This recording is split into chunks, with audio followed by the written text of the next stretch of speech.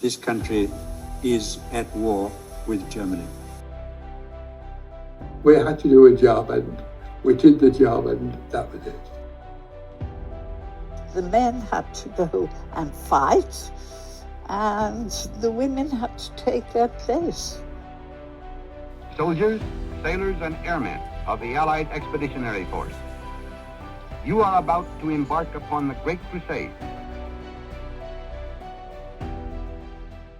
Hello and welcome back to the Foxhole. This week we are carrying on our follow along with Band of Brothers. We're following Easy as they make their way through the Second World War. Now, we followed them on their initial jump into the fire on D-Day, and now they're progressing slowly through Europe. You know, we've gone through D-Day, the breakout in Normandy has happened, and now we are in Holland.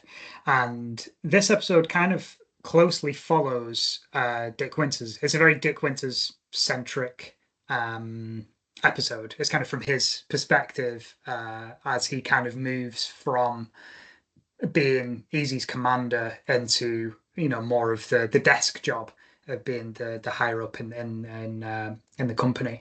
And it's weird because you put it into context with what's happening. You know, if you're like us around Market Garden, you're like, oh, that's what Easy are doing, but then you've got all the British stuff that's going on as well, and that kind of collides in this episode at one point, which is nice to see. What did you think of this episode? Is it one of your favorites?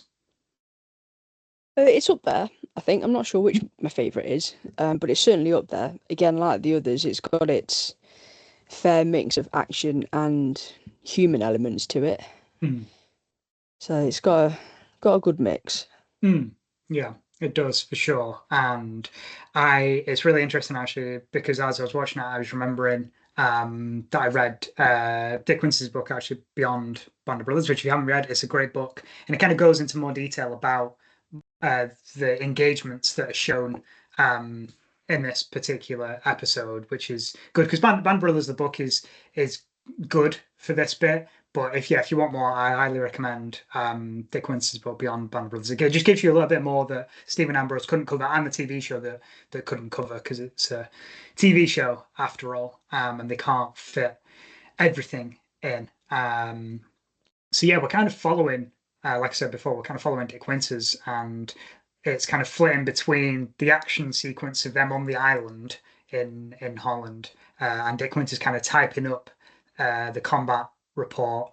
And like you said, it kind of shows the human element, doesn't it? Because it shows how it's affecting Winters at this point, which is, it kind of brings it all home, doesn't it, I think? It does. It's a new concept for the series as well, like having the flashback scenes and the historical memory side of it, 'cause usually you're just living the action as it happens with them, but this time you're seeing Winters right up in his action report, and he's flashing back to it. Yeah, and then for me, I think one of the more impactful scenes is when he gets given the 48-hour pass, and he's told, you know, you're going to Paris, you need some time away from the front. And when he's on the subway, or the underground, as we call it here in the UK, and he sees the young French boy, and he gets the flashback of when he's running on the dike, and he shoots the young German soldier, and the train has stopped, it's reached its final stop, and he's just sat there, and you just see one tear coming down. And I think that's it all crashing down on Winters, that, you know, this is a war, he's killed a young German soldier, but it could have easily been, you know, a young Frenchman that was killed as well by this German soldier. So he's in this kind of emotional turmoil during this episode.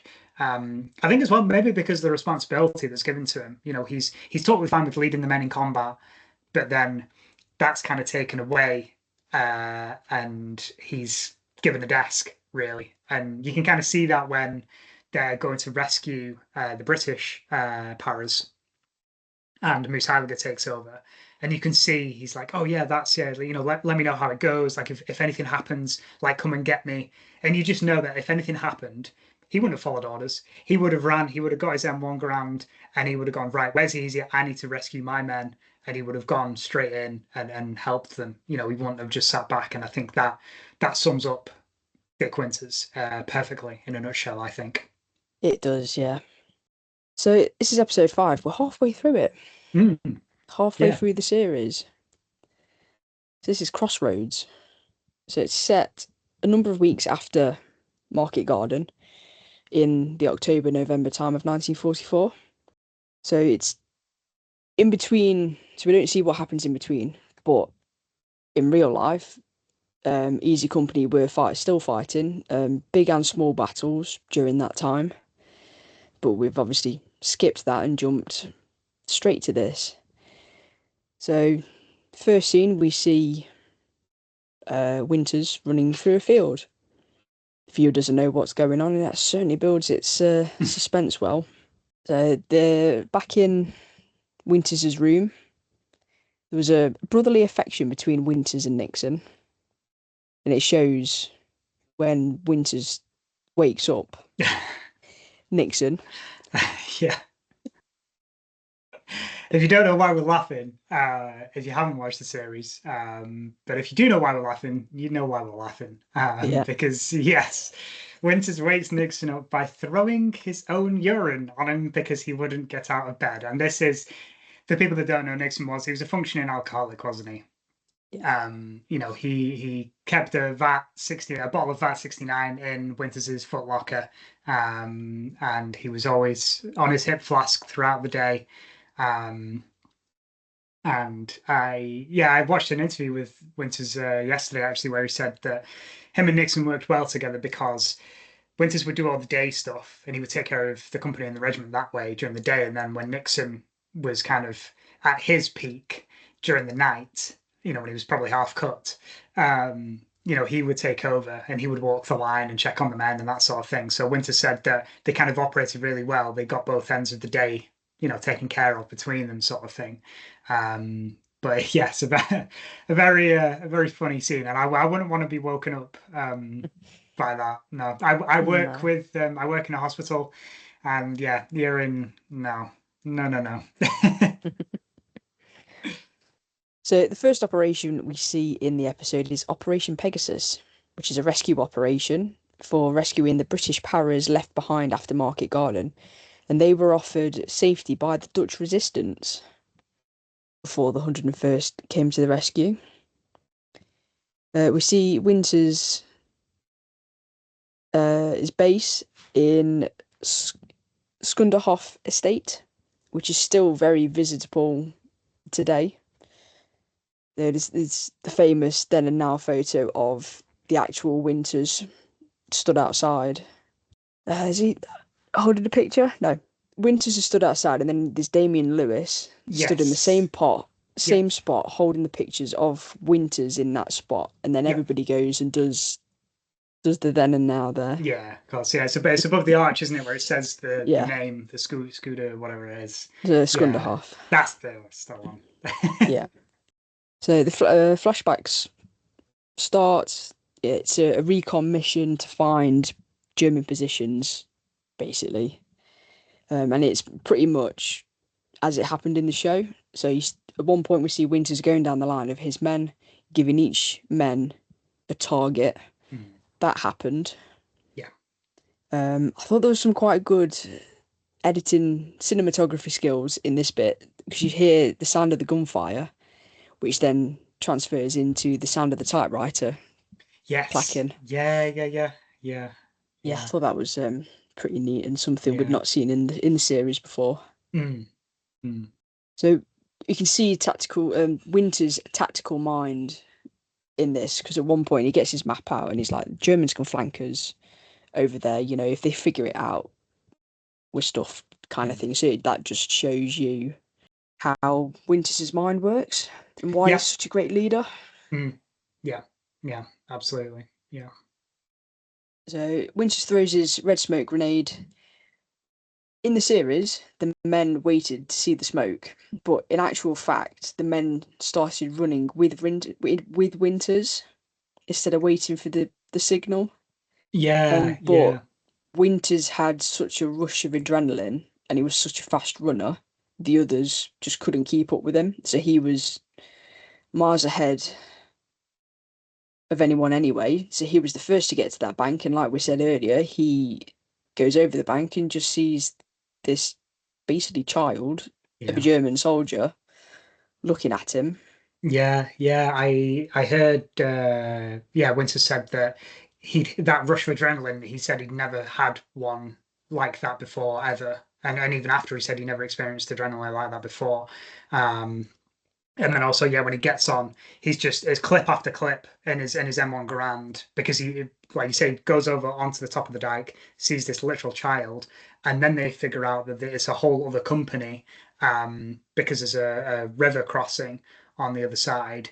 And then it becomes, to quote possibly JD from the History Underground, it becomes a bit of a turkey shoot at that point because Easy have kind of caught them unawares and they're all ready and they've got adrenaline pumping, so then they just start opening fire, don't they? Well, that little German was supposedly the lookout. Oh. Because he wasn't a very good lookout at that point. No. Yeah. So obviously Easy Company open fire and on that company, and then the second company comes over the hill. That actually happened. There was just mass confusion and stuff happening, people running everywhere. And that second company just basically ran straight into it. The Germans were only there because they were safe. They thought they were safe and had cover from like the embankments and stuff. Yeah. Obviously, that didn't work out for them. No, it did not. Well, that's kind of like, again, that shows Winters' tactical nuances. The Germans thought they were safe. Oh, we're safe here. But like you said, Winters was studying the map and going, if they realise this, we're screwed, so we have to act. Now, you can't just sit there and hope that you're going to be okay. You have to actively do things, which, yeah, like you said before, shows his leadership skills. Winters thought that was his best moment in combat. Even better than the Breakout Manor attack. Yeah, which is weird because this one doesn't get talked about. It's all Breakout Manor, isn't it? It's all, and like we discussed in the episode where we covered Breakout Manor, that Breakout Manor assault. I don't know if it still is today, but in the show it said it was still taught at West Point Academy. But then why isn't this one? Because this is yes, it's a completely different kind of action, but it's in different terrain, so you could learn different things. I don't know. It's a bit of a I don't know if forgotten's the right word or overlooked, but yeah, it's just not talked about as much as Breakout Manor, is it? No. So then we see Libgott taking pot shots at a German in the distance. Yeah. Winter's not having it, so he gets Libgott to take all the prisoners back to HQ.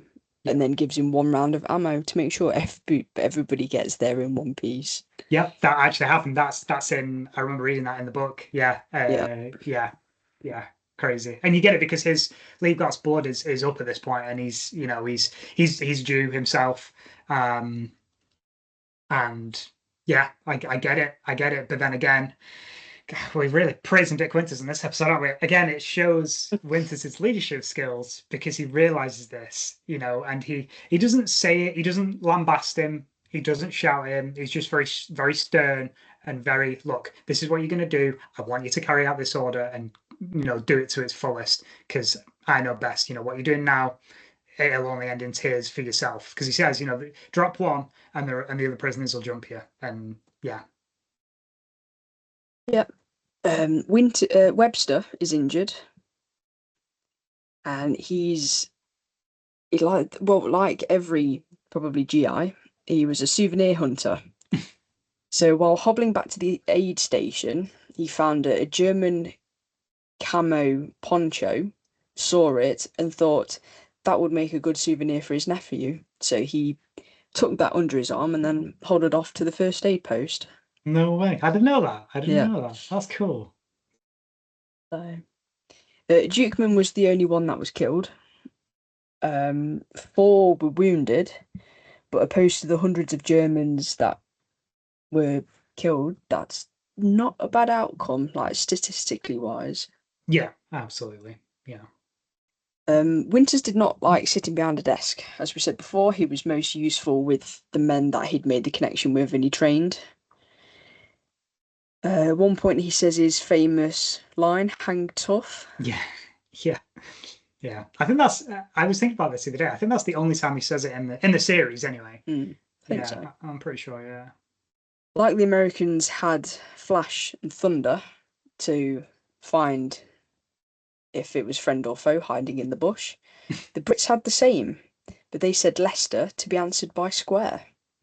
So that was a Yeah. nice little detail in there. Yeah, yeah, I like that. Yeah, yeah. But sometimes I know this is one of James Horn's gripes that we get portrayed as, well, we all talk like this old boy, Leicester Square, and I get it, it's a TV show, you want to play up to stereotypes. Why do you think they cast Damien Lewis, square jawed and, looked tough like Dick Winters, and it is later in the show after the Paras have been rescued and it's Colonel Dobie and he's explaining, and he's still speaking. Oh yes, I swam this myself. I've got several of my chaps are here. Blah, blah, blah. I get it. But spoiler alert, we don't all talk. I know, said the Queen's English then. Good Lord, the King's English now. Oh God. Yes. Well, that scene where all the Paras, the British Paras, were back on base with the Americans, Tom Hanks makes a cameo in there. Yeah. He's one of the British Paras that was rescued. So when they're all looking up at, I can't remember who it is giving the speech, pause it and see if you can spot Mr. Hanks in there somewhere. Yeah, there's always I don't know if you've come across them on YouTube. There's like clickbait YouTube videos, and there's like, oh, unknown Tom Hanks cameo in Band of Brothers, and it'll be the video will be like 10 minutes long, and it'll just be clips of Band of Brothers, and then it'll be like the last little bit is like, oh, there he is, and it's like, Yeah. but you've got several 100,000 views because people have thought, oh my God, I didn't know that, and then Yeah. So we then see Winters and Moose. They went out on a little recce. The guard called out for the password. Moose forgot the password and stuttered, and then this guard open fired. A bullet struck Moose in the leg and the shoulder. He needed 6 blood transfusions, but he did make it after a very long recovery process. But while he was bleeding out at this point, he handed his sidearm and his jump wings to Winters so he could look after them. And he lived another 50 years and still couldn't remember the password. No way. That's insane. I didn't know that. Yeah. Oh, that's insane. But then that's another like what if moment, right? Of what if the guard had shot Winters and not Moose. I know Winters wasn't the leader of Easy, Moose was. That's why he was kind of talking to him, isn't he? He's like, just train your men, train your NCOs, take care of them. He's kind of mentoring him a little bit in the scene. But what would have happened if Winters had got shot and got injured, and he wasn't there? Spoiler alert, later in the series in Bastogne, and all the stuff that goes on with Norman Dyke and after that, when they're in Austria and all that, all the stuff that he was still there to help the men with. What would have happened? That's a big what if moment, I think. So Easy Company hoped they would have been able to hold winter, as in like the season winter, the cold spell, hiding out, not doing a great deal. But as we'll find out later, that didn't happen. There was a very famous football match that is mentioned that should have happened between the 502nd and the 506. It was called the Champagne Ball, and it should have been on December the 7th.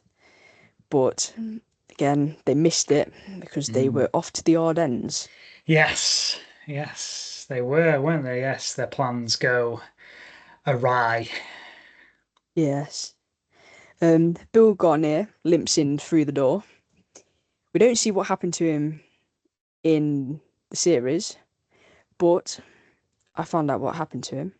He was injured by a German sniper while joyriding a liberated motorcycle in Holland. So he broke his tibia and had shrapnel in his back. He was court-martialed for going AWOL out of the hospital and ended up becoming a private. Oh, wow. And he painted his cast with shoe polish to escape the hospital. And I think the nurses and doctors basically just gave up. Like, you're not going to give up, are you? So just, no. Yeah. Yeah, you hear there's a few there's got to be so many men who did that in the war, right? You know, they want to get back to their unit. They don't want to heal up and then, oh, you're going to be going to this unit, because they don't know those people. They don't know how well they're trained. They don't know how good they are in combat. You know, I get it, which kind of I don't know if this is getting ahead of the series here, but yeah, you see Garnier go AWOL, and then Webster, who gets injured in this episode, he only comes back way later in the series, and he kind of gets you know, a bit lambasted. He gets kind of the cold shoulder, doesn't he? It's kind of like, you know, well, Garnier busted out, and you know, Popeye winded as well, as you see before the Market Garden episode. But yes, I understand him going AWOL. So Winters went off to Paris. He enjoyed his time just being a tourist, looking at the sights. We see again another good cinematography trick of when he's on the underground and he's getting the flashbacks and everything. That could have quite easily have broke him. Yeah, had those flashbacks and all the noise and the lights, and everybody's sat watching a movie, and we see Winters sit down behind Buck Compton, who had a very vacant look on his face. Yeah. He was injured in Market Garden, and as we'll see in coming episodes, he just breaks down during the Ardennes offensive, doesn't he? Yeah, this scene has always baffled me, because, like, yeah, he's got this vacant look, and Winter's trying to talk to him, and he just, I don't know, just doesn't engage. But then in the next 2 episodes, the scenes with him and he's kind of back to his old ways of kind of joking with the men. So I'm like, I don't know, I don't know if it was bad writing, or they were just trying to hint at, you know, the cracks are starting to appear, or, you know, was he just having a bad day? Because we all have bad days where we, you know, we don't want to talk to people or whatever, and maybe that was a day that Buck Compton was having. But I don't know, that scene's always, I don't know, always been a bit strange for me. I suppose it depends when the last time Buck Compton saw action, because if he's had a few days off and he's relaxed and he's gone, oh, I don't want to do that again, or you know, something's happened and playing on his mind. I'm not sure how he was wounded in Market Garden, so if that took its toll or not.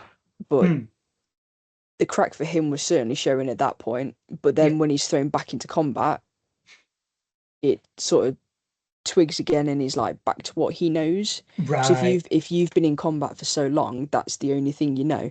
It's like soldiers these days, and during the war when they came home, it's like they're used to kipping on the floor, eating and drinking scarcely, to then come home to a nice comfy bed with food on the table, and no loud bangs constantly. It's a massive change. Absolutely. Yeah, I get where you're coming from. Yeah, that's a really good point. Yeah. So this movie they're watching is interrupted because can't remember who it was, but they basically interrupted the movie and said the Germans are on their way. Then we see Colonel Sink basically setting the scene. They're leaning on a jeep, looking at a map. It's Bastogne, the 7 roads in, 7 roads out. It's a key part of keeping logistics and stuff open. Yeah. So they all travel to the edge of the Ardennes. They then see the 28th Infantry retreating. So the shortage of ammo and warm weather clothes and everything. So they took what they could off the poor bloody infantry. I mean, yeah, you would, right? And yeah, at this point where they're on the deuce and a half, aren't they? The trucks, and I think it's Bill Garnier who says, "Oh, I missed those C-47s," because it's like they're all going like this, and I think it's a couple hours that they're in these trucks for, and they're freezing cold. They're all packed. Yeah. They're all packed in really tight, and then you get there, and then you see not your fellow comrades, but you see another division, and they're all like just broken, aren't they? You can just see the look on their faces, and they're like, "Oh, you're going the wrong way. The front's, I thought it's that way." Um, and they say, "Yeah, oh no, they hit us with everything. You got to get out of here." And there's a really funny cameo. I don't know if you noticed it after this. Down they're getting the ammo, and then I don't know if many British people know it, but Jimmy Fallon ends up delivering ammunition to the 101st, and he did like it's a short scene, and he does quite well. And I don't know at this point whether he was on his American talk show, and he was well known. But yeah, that's another fun little Band of Brothers cameo, as there is many. Yeah, so he was Lieutenant George Rice of the 10th Armoured. He was doing the ammo run. Apparently, Jimmy Fallon couldn't drive the Jeep properly, and having had one, they're not the easiest of things to drive. So the production team had to basically push the Jeep onto the scene, Yeah, because his driving was just so clunky. yeah. So, That's a cool little behind the scenes fact that I didn't know that. yeah. And then we see Easy wandering off into the distance into the Ardennes. Yeah, I do love this ending scene because it's probably my three favorite things. It's war related, it's winter, and then the music. Oh, the music. Oh, it gets me. Oh, it's such a good scene. Yeah, because it's just kind of like it zooms out, doesn't it? And Winters is just kind of there on his own, and you see soldiers like marching past him. Yeah, it's a really good end to the episode, and it kind of sets up a bit of like not jeopardy, but it's like, oh, what's easy in store? What have they got ahead of them to come? Yeah. And that's where that episode ends. That's all I've got. Anything to add from you on that one? No, it's another good one. And like you said, halfway through, like it seems. I was thinking about this the other day. It seems like ages ago since we started the series, but then it's also gone by really quickly. And I'm really looking forward to some of the upcoming episodes. I think I mean, I love all the episodes, but there's a few towards the back end that are some of my favorite ones. So yes, we hope you've been enjoying our Band of Brothers series. If you're watching along with us, leave us a comment, messages on Instagram, or leave a comment on here. We'd love to hear from you. Yep. So join us next week in the Foxhole for something entirely different. We don't know what yet, but there will be some more War Waffle. And then make sure you catch the next episode of our Band of Brothers series, when we will be in the depths of the Ardennes and the Battle of the Bulge. So until then, enjoy the rest of your day and week and weekend, evening, whatever you're doing, and we'll see you next time.